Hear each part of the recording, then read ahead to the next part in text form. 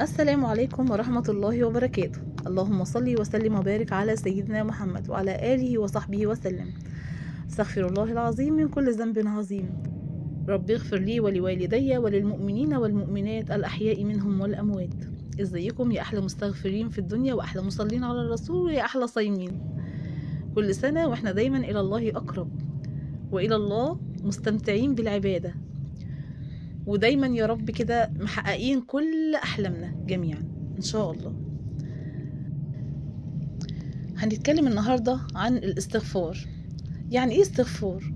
وايه كمان ثمار الاستغفار؟ الاستغفار ليه ثمار؟ طبعا الاستغفار ليه ثمار عظيمة جدا جدا جدا. يعني اتمنى كلنا ان شاء الله يعني ننال كده ونقطف ثمار الاستغفار بإذن الله.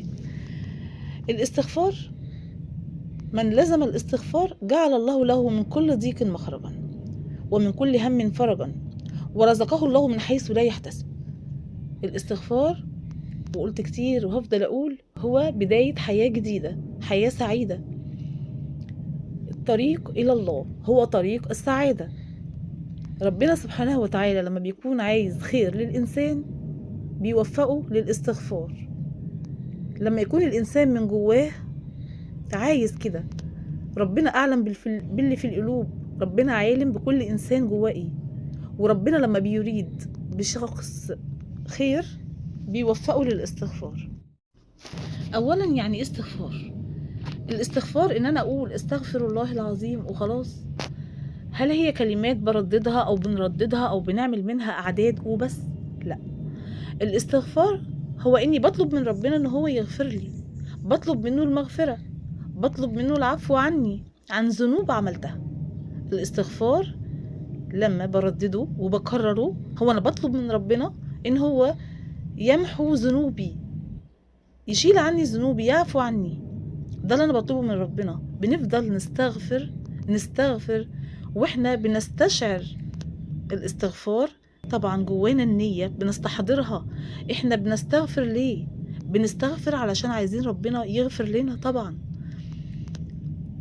بنزيد من الاستغفار بأعداد كل واحد واجتهاده. يعني هو مش شرط ابدا يكون اعداد كبيرة طبعا، ولكن كل ما تجتهد اكتر كل ما انت بتاخد حسنات اكتر، كل ما انت بتزيل سيئاتك وبتزيل ذنوبك، وكل ما الصفحة كده بتبيض، القلب كده الدنيا بتنضف، بنشعر بالطمأنينة بالسعادة اكتر واكتر. كل ما بنجتهد اكتر علشان جوانا ان احنا عايزين نرضي ربنا وعايزين ربنا سبحانه وتعالى يغفر لنا ذنوبنا.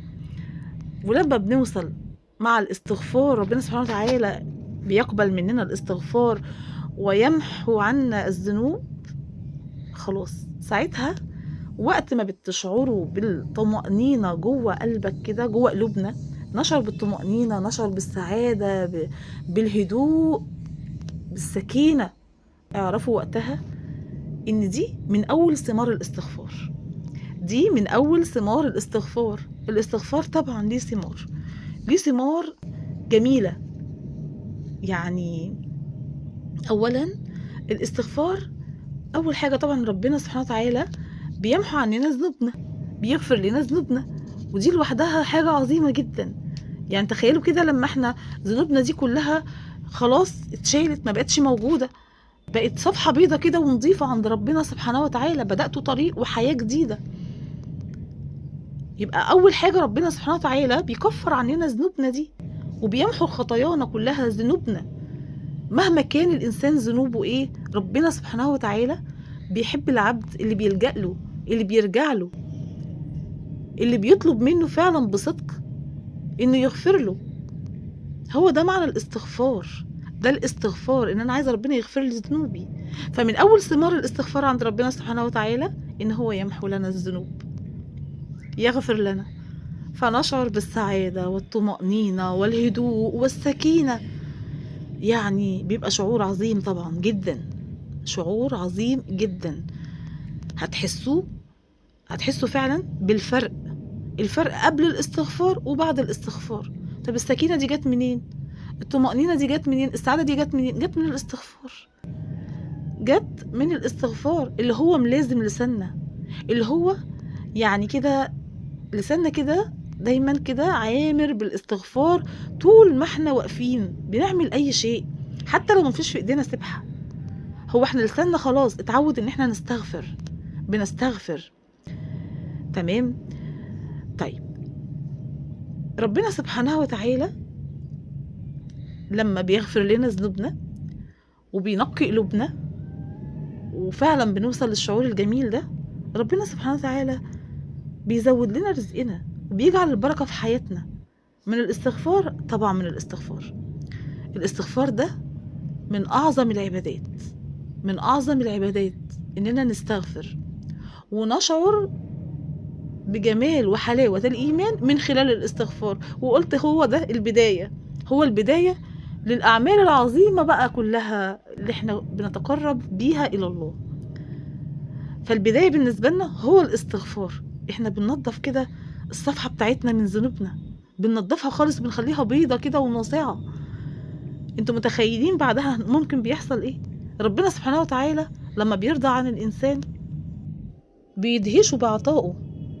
عارفين يعني لما ملك الملوك كده ربنا سبحانه وتعالى يرضى عننا ويدهشنا بعطائه، شايفين العطاء يبقى شكله ازاي؟ انتوا متخيلين؟ طبعا بيكون شيء عظيم جدا يعني ان احنا نوصل اصلا للمرحلة دي، يعني يبقى ده توفيق جميل من ربنا سبحانه وتعالى ان احنا نوصل ان هو ربنا يرضى عنا ويغفر لنا ذنوبنا ويدهشنا بعطائه. ربنا سبحانه وتعالى وعدنا ووعد الله حق. ربنا قال لنا ايه؟ ربنا قال لنا فقلت استغفروا ربكم انه كان غفارا يرسل السماء عليكم مدرارا ويمددكم باموال وبنين ويجعل لكم جنات ويجعل لكم انهارا. ربنا هو اللي قال كده. ربنا قال لما نستغفر ربنا هيغفر لنا وهيرسل السماء علينا مدرارا ويمددكم بأموال وبنين. وطبعا من ضمن ثمار الاستغفار ان احنا نشوف المطر، واحنا ممكن نشوف المطر ده سواء كان في رؤية او سواء كان في الحقيقة، ان احنا نشوف المطر، وده بيكون مطر الاستغفار وبيكون من ضمن العلامات اللي فعلا انت بتحس كده يعني برضا ربنا، وان في كده علامة واشارة، وهي بنزول المطر سواء كانت في رؤية او سواء كانت في الحقيقة او في الواقع. ربنا سبحانه وتعالى هو اللي وعدنا وقال يرسل السماء عليكم مدرارا ويمددكم بأموال وبنين. ربنا هيرزقنا بالأموال والبنين ويجعل لكم جنات ويجعل لكم أنهار. وكمان المكافأة بقى في الآخرة بالجنات والأنهار. يعني طب احنا هنحتاج حاجة تاني؟ احنا يعني ما احنا نعيش في الجمال ده وفي حلاوة الإيمان والمكافآت العظيمة من ربنا سبحانه وتعالى، واحنا عايزين حاجة تاني؟ احنا مش عايزين حاجة تاني. هو في جمال أكتر من كده؟ هو في راحة بال وسعادة أكتر من كده؟ يعني احنا بالاستغفار بنضمن السعادة في الدنيا وفي الآخرة. في الدنيا بتتحول الدنيا لجنة علشان بنستغفر، علشان الاستغفار هو اللي بيقربنا لكل الطاعات التانية.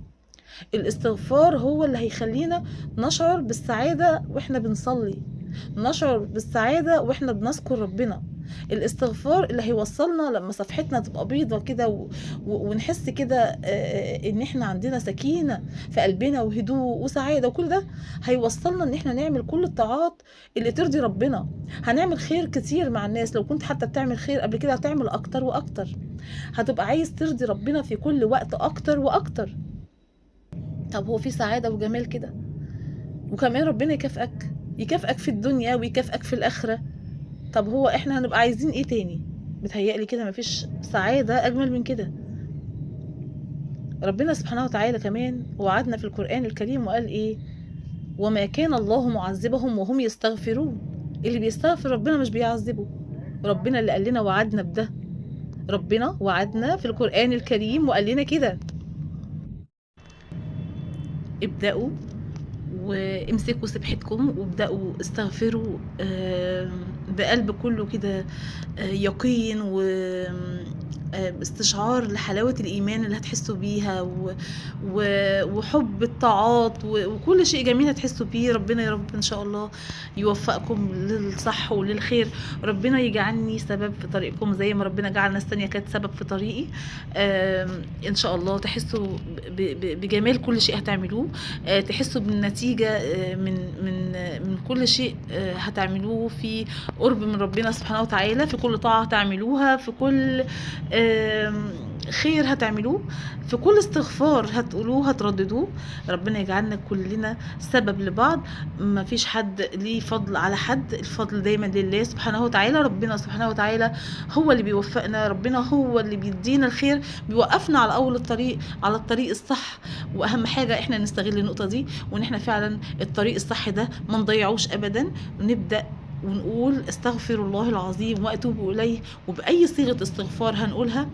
اهم حاجه نيتنا، واهم حاجه ان احنا بنستغفر ربنا عشان يغفر لنا ذنوبنا، علشان يمتعنا بجمال وحلاوه الايمان اللي هنحس بيها، بكل جمال في عباده ربنا سبحانه وتعالى هنحس بيه، كل شعور بالسعاده واحنا بنعبد ربنا وبنحس بيها. ربنا سبحانه وتعالى يوفقنا جميعا، ويكتب لنا الجنة في الدنيا وفي الآخرة يا رب العالمين.